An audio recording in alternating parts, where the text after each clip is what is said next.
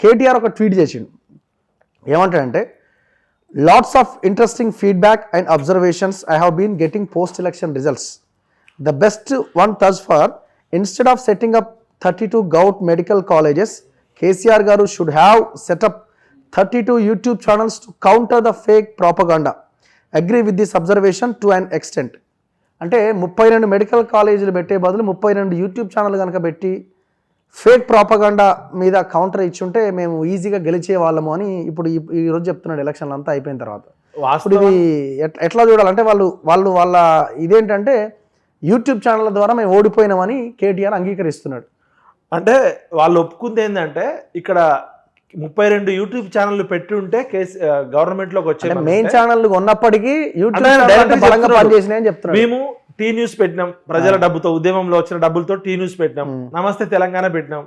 అదే విధంగా టీవీ9 లో షేర్స్ మై హోమ్ రామేశ్వరరావు ద్వారా టీవీ9 మా గ్రూప్ పెట్టినాం. 10 టీవీ కొనుక్కున్నారు, ఎన్టీవీలో కూడా వాళ్ళ పెత్తనం నడిచింది. ఈనాడు పేపరు, టీవీ5 అన్ని ఛానళ్ళని, మెయిన్ స్ట్రీమ్ పత్రికలని, మెయిన్ స్ట్రీమ్ ఛానల్ అని మేనేజ్ చేసినాం. యూట్యూబ్ ఛానల్లో కూడా చాలా ఛానల్స్, మిర్రర్ టీవీ లాంటిదో, మైక్ టీవీ లాంటిదో చాలా ఛానల్స్, ఇండిపెండెన్స్ ఉన్న ఛానల్స్ ని దాదాపు 50 నుంచి 70 ఛానల్ కొనుక్కున్నది అందరికీ తెలుసు. యూట్యూబ్ ఛానల్ ఎవరు? మీరు, మన తొలి వెలుగు, Q news, Kaloji TV, okay TV, ఈ 4-5 ఛానళ్ళు ప్రాణాలకు తెగించి మీరు భయపడకుండా కొట్లాడిర్రు. మనలాంటి వాళ్ళు అందరం కష్టపడితే జనాలకి నిజం తెలిసింది. అంటే జనాలకి నిజం తెలవడం అనేది ఆయన జీర్ణించుకోలేకపోతున్నాడు. ఆయన అజీర్ణం ఎక్కడ అంటే, మెయిన్ స్ట్రీమ్ మీడియాని మేము కొనేసినాం, 1000 కోట్లు ఖర్చు పెట్టి మెయిన్ స్ట్రీమ్ పత్రికల్ని మేనేజ్ చేసినాం, మాకు బాగా ఊదేటట్టు చేసినాం. కానీ కొన్ని యూట్యూబ్ ఛానళ్ళు మాత్రం ఇండిపెండెంట్ గా పనిచేసినాయి. ఇప్పుడు యూట్యూబ్ ఛానళ్ళు చట్టవిరుద్ధంగానో వాస్తవానికి దూరంగా ఉంటే ప్రజలు చూడరు, చట్టవిరుద్ధంగా ఉంటే మీరు కేసులు పెడతారు.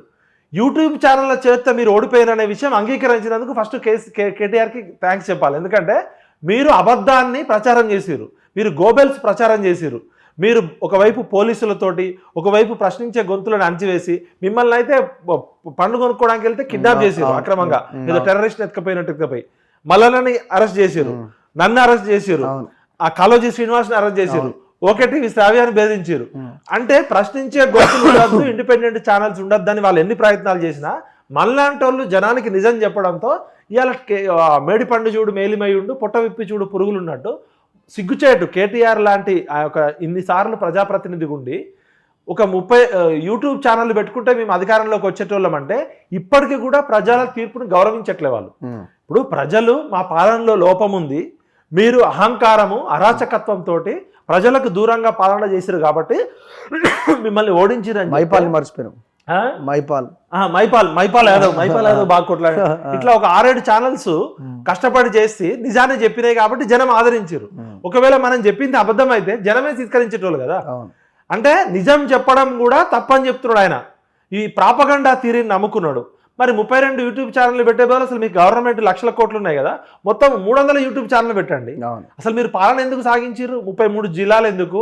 మీరు 119 నియోజకవర్గాల్లో నియోజకవర్గానికి యూట్యూబ్ ఛానల్ పెట్టి రోజు అబద్ధం చెప్తే సరిపోతుంది. ఇప్పుడు మీ చేతిలోనే ఉండే కదా ఆ రోజు మొత్తం కూడా. పోలీస్ కంట్రోల్ రూమ్ మీ చేతిలోనే ఉండే, పోలీసులు మీ చేతిలోనే ఉండే. అంటే మీడియాని ఎంత దుర్వినియోగం చేసిర్రో, మెయిన్ స్ట్రీమ్ మీడియా ఇన్ని రోజులు ప్రజలకు ఎంత అబద్ధాలు చెప్పింది అనేది ప్రజలారా గమనించారు. పాయింట్ అసలు 5-10 సంవత్సరాలుగా అసలు నిర్దాక్షిణ్యంగా కొనిపడేసిండు కదా, బుల్డోజ్ చేసి పోలీసులను పెట్టి ఛానళ్ళని కబ్జాలు పెట్టిన చరిత్ర వీళ్ళది. ఛానల్ మేనేజ్మెంట్లు వీళ్ళు ఛానల్లో పనిచేసే ఇప్పుడు టీఆర్ఎస్ బీట్ చూసే రిపోర్టర్లకి ప్యారలల్ శాలరీలు ఇచ్చారు. ఒక 16 మంది జర్నలిస్టులకి విల్లాలు కొనిచ్చారు, భయపెట్టేటోళ్ళని భయపెట్టారు, కరప్షన్ చేసిరు. అంటే అసలు మీడియా స్వేచ్ఛ అనేది లేకుండా, పత్రికా స్వేచ్ఛ లేకుండా ఇంకా ఆయన కొత్త సూక్తులు చెప్తుండు. అబద్ధం ఆయన నిజం చేరేలోపు అబద్ధం గడప దాటి ప్రపంచం అంతా తిరుగుతుందని చెప్తున్నాడు.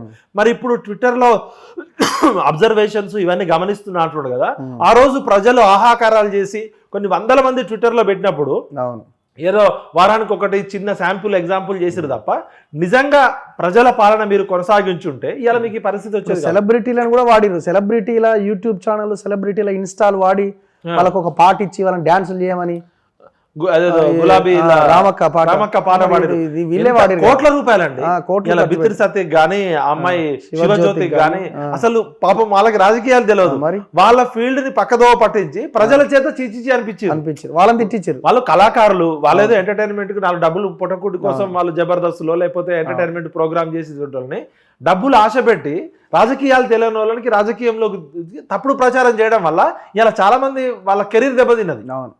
ఇప్పుడు విశ్వసనీయత అనేది నిజం చెప్పినప్పుడు నిజం నిలకడ మీద తెలుస్తుంది.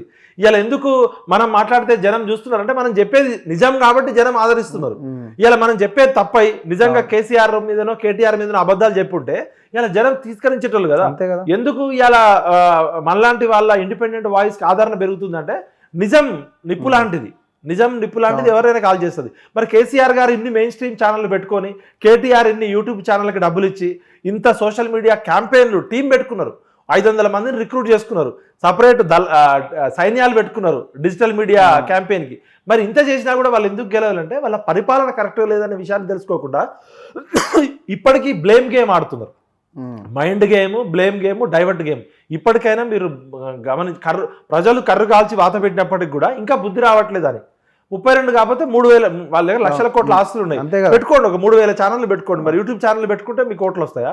అంటే ప్రజాస్వామ్యాన్ని అపహాస్యం చేయడం.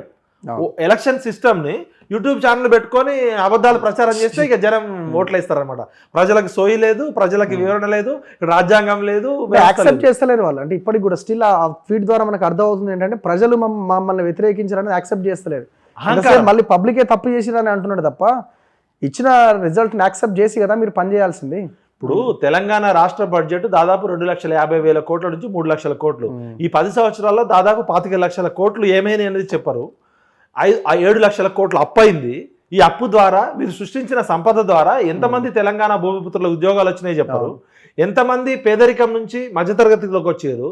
మరి ఇలా నిజంగా వీళ్ళు ఇంత అభివృద్ధి చేస్తుంటే కేవలం 3 రోజుల్లో 40 లక్షల అప్లికేషన్లు వచ్చినాయి. బంగారు తెలంగాణ అయిపోయింది, ఇక తెలంగాణలో చేయడానికి ఏం లేదని చెప్పి భారతదేశం మొత్తం బంగారు భారతదేశం చేస్తామని పోయారు కదా. వీళ్ళకి ఏమాత్రం సిగ్గు శరం ఉంటే మరి 40 లక్షల అప్లికేషన్లు ఇవ్వాలా?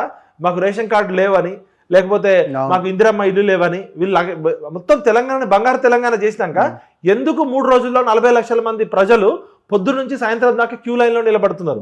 అంటే పేదరికం ఉందనే కదా. ఇక్కడ పేదరికం ఉంది, మాకు సంక్షేమ పథకాలు కావాలి. ఎవరైనా బలిసినోళ్ళు, డబ్బున్నోళ్ళు, ఆర్థికంగా బలపడిన వాళ్ళు పోయి పొద్దున్న నుంచి సాయంత్రం దాకా క్యూలో నిలబడి మాకు రేషన్ కార్డు కావాలని అప్లికేషన్ పెట్టుకోరు కదా.